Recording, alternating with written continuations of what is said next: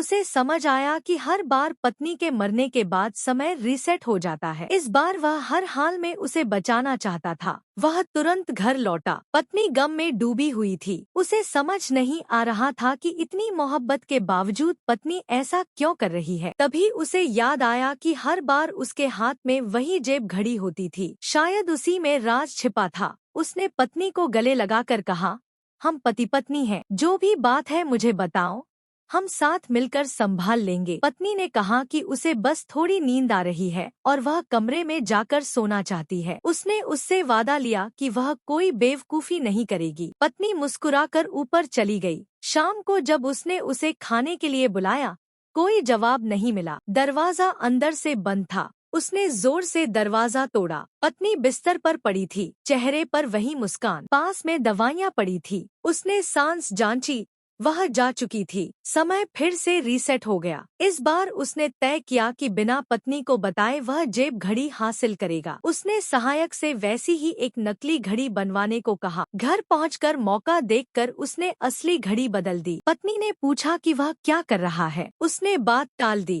पत्नी ऊपर मेकअप ठीक करने चली गई। आदमी ने राहत की सांस ली और असली घड़ी उठाई। उसे खोलते हुए उसने धीमे से कहा, रुको, मैं आ रहा हूँ।